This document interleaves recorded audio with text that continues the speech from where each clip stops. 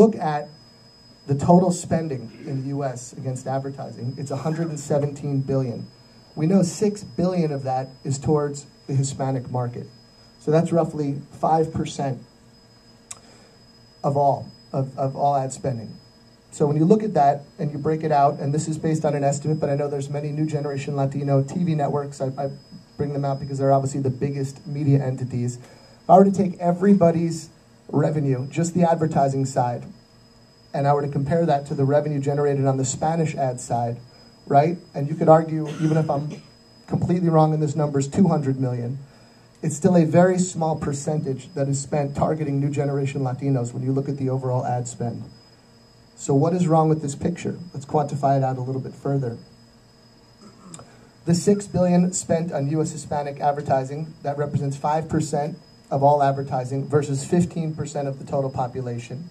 If you're sticking with me on the numbers here, about 5.7% of all Hispanics in this country are foreign-born. That's how we're defining this. So it's actually, when you say we're not getting our fair share from a Spanish perspective or a foreign-born perspective, it's pretty much, you know, it's in line. Certainly it could be more, and certainly that 5.7% number is growing.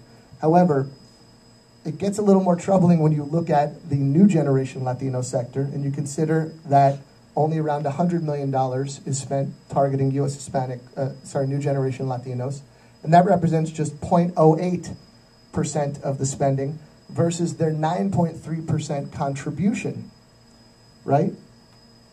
And then when you look at new generation Latinos' fair share of Hispanic advertising, which you'd think it would be a lot higher, it's only about 1.7% versus 62% of the total US Hispanic population. So all of this adds up to, there's a huge opportunity here for we who work in this market to look at that 111 billion number. I know we're often saying there's a lot of people coming after our 6 billion. I would put forth to say there's 111 billion out there, and we're about 12 billion short. And that's where we should go look for it. That the general market dollars are definitely there for us to have allocated towards our market. In addition to, of course, more towards the Spanish dominant as well. So I'm putting forth as an organization that we need to better define the Hispanic fair share and definitely include new generation Latinos as a part of that, a critical part of that. That people certainly need to spend more on new generation Latino TV networks. There's no doubt about that. And there's several of them out there and growing. And not only TV, but also other new generation Latino media outlets. But where the real growth is going to come from, if the Hispanic market is ever going to get anywhere close to our fair share, and when the census numbers come out, it's going to say we're 18% plus of the population, right? And only about 5% of the spending. I'm putting forth, we need to look at the general market dollars and say, we're the ones who are, you know, really driving forth the population growth in this country. And forget about, you know, are we an adjunct to the mainstream? We are the mainstream. We're part of the mainstream. We should be part of the red part of the pie, not this sectioned off blue part over here. And that's really where the growth is going to come from. And of course, because we're talking about general market dollars, I think we can get the 12 billion extra pretty quickly, as opposed to trying to force fit it, just defining it by language. So I also think, and I know Rentrack has been here and others, talking about better measurement tools, reflective of new generation Latinos is of course going to be critical to that. Media buying and planning based on cultural skews, not just linguistically focused. Betsy spoke to this, again, very eloquently about culturally relevant Hispanic ads in general market media, definitely resonating. We think that's going to be a big part of our future. And certainly clients strategizing early on about cultural brand skews and positions and involving us in those discussions, not saying, now how do we do the Hispanic version, right? There's a whole other presentation I could give on Hispanics in technology and the digital sector and how dominant new generation Latinos are there, but it's been estimated there's about 30 million US Hispanics online, and certainly the spending is not proportionate to that number. 1 more minute. Sure, that's all I need. Maybe a minute 30, Mitch.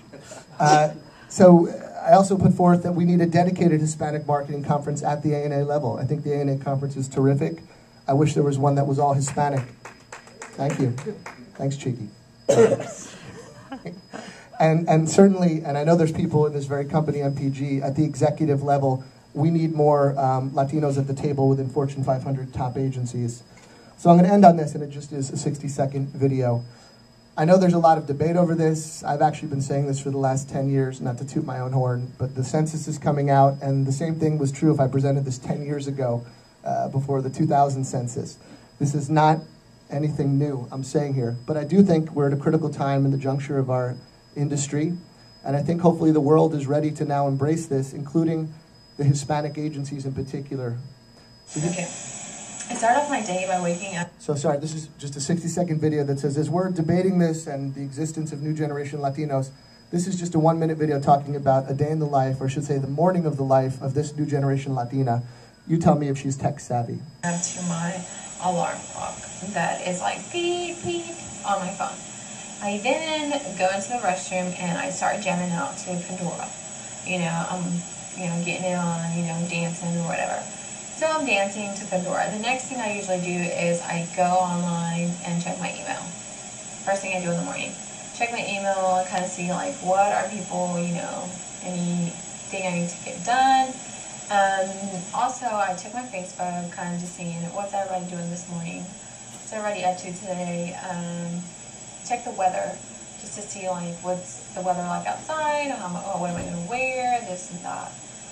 Let me see. Another thing that I do on a daily basis is I use my phone, of course. I call my mom, and I'm on my iPod sometimes, just because when I work out, I usually jam out to my working out. I usually look on my calendar just to see like what kind of stuff I have going on that day too. I have a nifty flashlight that's freaking awesome. It's supposed to be your flash, but it works as a flashlight too. Just freaking cool, because sometimes whenever you're trying to get stuff and you have your phone in your hand, then you can definitely use that for that. So yeah, I have a different apps that I can go into, but those are the basic things that I do on an everyday life.